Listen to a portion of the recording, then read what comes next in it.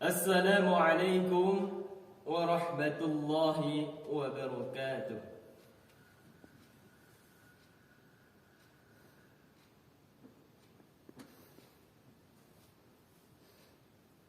Alhamdulillahilladzi khalaqa lakum ma fil ardi jami'a thumma istawa ila as-sama'i fasawwahunna sab'a samawat wa huwa bikulli shay'in 'alim. Ashhadu an la ilaha illallah wahdahu la sharika lah wa ashhadu anna Muhammadan 'abduhu wa rasuluhu la nabiyya ba'dah. Allahumma salli wa sallim ala Muhammad wa ala alihi wa ashabihi rasulillahi ajma'in. Amma ba'du. Faya ibadallah, ittaqullaha haqqa tuqatih wa la tamutunna illa wa antum muslimun. Faqala Allah ta'ala fil Qur'anil Karim, a'udzu billahi minasy syaithanir rajim. Bismillahirrahmanirrahim. وابتغ فيما آتاك الله الدار الآخرة ولا تنسى نصيبك من الدنيا وأحسن كما أحسن الله إليك ولا تبغ الفساد في الأرض إن الله يحب المفسدين. صدق الله العظيم. Alhamdulillahi Rabbil Alamin. Segala puji bagi Allah Subhanahu wa Ta'ala yang masih memberikan kita nikmat kesehatan, nikmat keimanan dan nikmat kesempatan sehingga kita dapat berkumpul untuk melaksanakan salat Jumat secara berjamaah yang insya-Allah kita lakukan pada saat ini. Hadirin yang dirahmati oleh Allah Subhanahu wa Ta'ala, betapa banyak yang di luar sana yang Allah masih memberi nikmat kesehatannya, tetapi Allah cabut nikmat kesempatannya. Banyak di luar sana hadirin yang dirahmati oleh Allah Subhanahu wa Ta'ala yang Allah cabut nikmat keimanannya. Maka dari itu hadirin yang dirahmati oleh Allah Subhanahu wa Ta'ala, mari kita senantiasa untuk bersyukur atas nikmat yang Allah berikan kepada kita. Wa ma khalaqtul jinna wal insa illa liya'budun. Tidaklah ku ciptakan jin dan manusia melainkan hanya untuk beribadah kepadaku.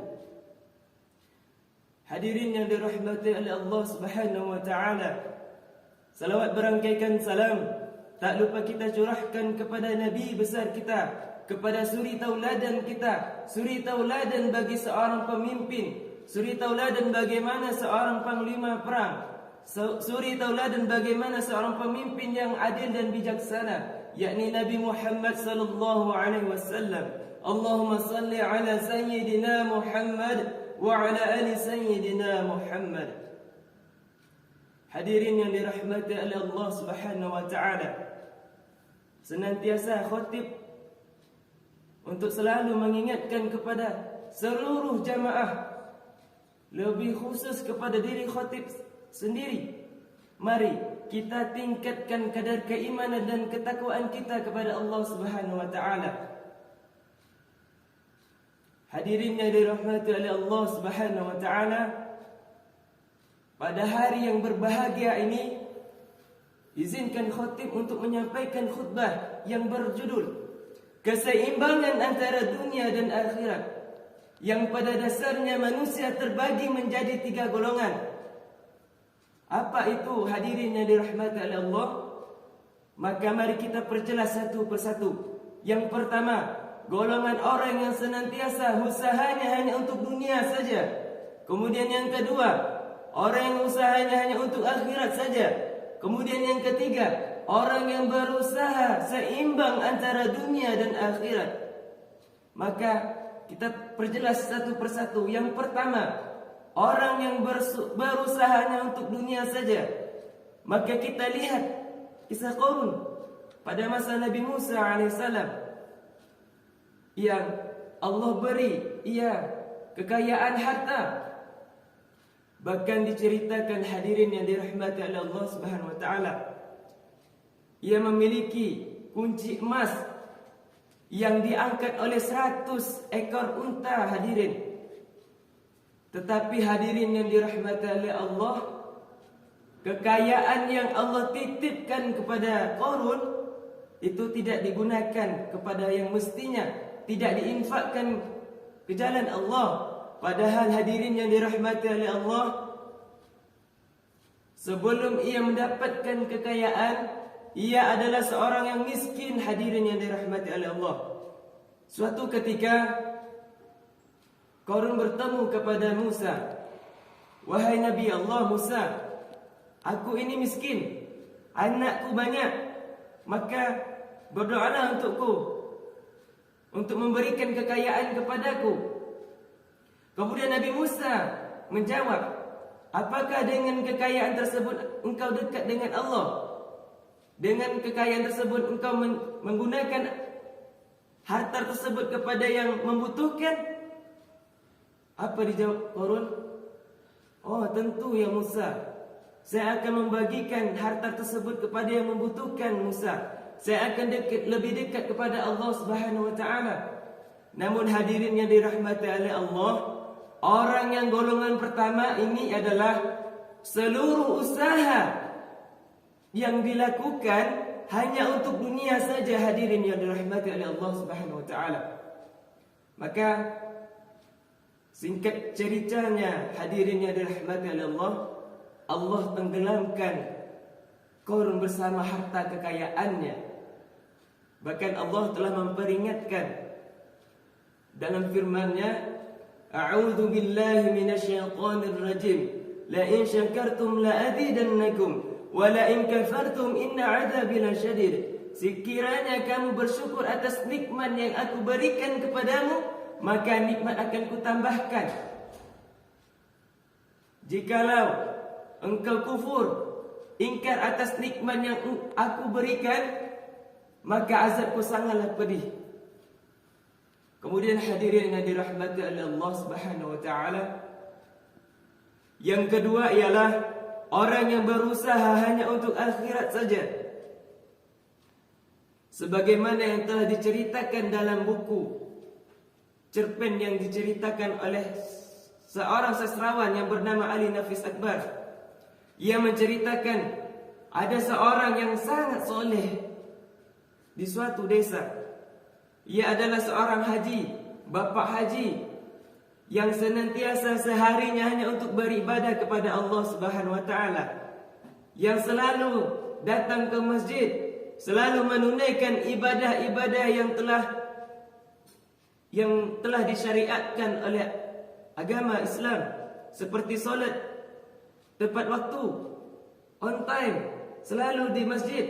Tetapi hadirin, seorang yang soleh ini tidak memperhatikan anak istrinya, tidak memperhatikan kehidupan dunianya,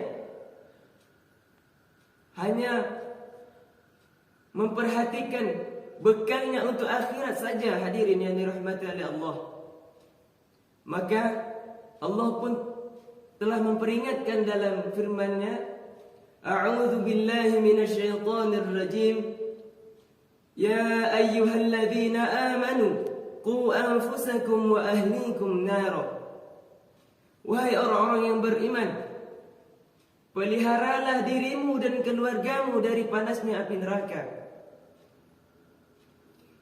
Hadirin yang dirahmati oleh Allah Subhanahu wa taala, kemudian golongan yang ketiga ialah orang yang berusaha seimbang antara dunia dan akhirat. Sebagaimana Allah Subhanahu wa taala berfirman, A'udzu billahi minasyaitonir rajim. Wabtaghi fima ataka Allahu ad-darul akhirah wa la tansa nasibaka minad dunya wa ahsin kama ahsana Allahu ilaik wa la tabghi al-fasada fil ardh innallaha yuhibbul mufsidin. Allah Subhanahu wa taala berfirman dalam firman-Nya, carilah bekal untuk akhiratmu, tetapi jangan lupakan bagianmu, duniamu, yang dimana kita berusaha hanya untuk seimbang antara dunia dan akhirat, agar kita mencapai kehidupan yang bahagia di dunia dan akhirat. Karena semestinya kita di dunia ini bukan hanya untuk berusaha hanya untuk dunia saja, tapi kita akan kembali pada waktu yang Allah tetapkan. Maka dari itu hadirin yang dirahmati oleh Allah Subhanahu wa taala, pada kesempatan yang berbahagia ini, adapun kesimpulan khutbah pada saat ini ialah manusia terbagi menjadi 3 golongan. Golongan yang pertama, orang yang berusaha hanya untuk dunia saja, maka kembalinya di neraka. Kemudian yang kedua, orang yang berusaha hanya untuk akhirat saja, maka kembalinya pun di neraka. Namun yang ketiga, orang yang berusaha hanya seimbang antara dunia dan akhirat, maka insya Allah kembalinya di surga. Semoga kita termasuk golongan yang ketiga. Amin amin ya rabbal alamin. Fa'tabiru ya ulil absar la'allakum turhamun.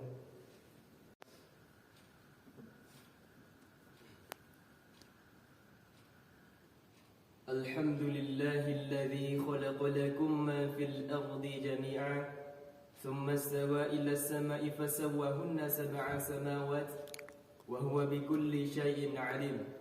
Ashhadu an la ilaha illallah wahdahu la syarika lah wa ashhadu anna Muhammadan 'abduhu wa rasuluhu la nabiyya ba'da.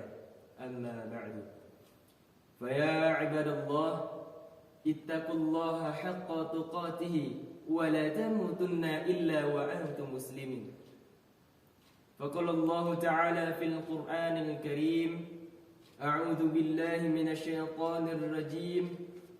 Bismillahirrahmanirrahim. Inna Allaha wa malaikatahu yusalluna 'alan nabi. Ya ayyuhalladzina amanu sallu 'alaihi wa sallimu taslima. Allahumma salli 'ala Muhammad wa 'ala ali Muhammad kama sallaita 'ala Ibrahim wa 'ala ali Ibrahim wa barik 'ala Muhammad وعلى آل محمد كما باركت على إبراهيم وعلى آل إبراهيم في العالمين إنك حميد مجيد. اللهم اغفر للمسلمين والمسلمات والمؤمنين والمؤمنات الأحياء منهم والأموات إنك سميع قريب مجيب الدعوات يا قاضي الحاجات. ربنا ظلمنا أنفسنا وإن لم تغفر لنا وترحمنا لنكونن من الخاسرين. ربنا آتنا في الدنيا حسنة وفي الآخرة حسنة وقنا عذاب النار. عباد الله، إن الله يأمر بالعدل والإحسان وإيتاء ذي القربى وينهى عن الفحشاء والمنكر والبغي يعظكم لعلكم تذكرون. فاذكروا الله أكبر. أقيم الصلاة.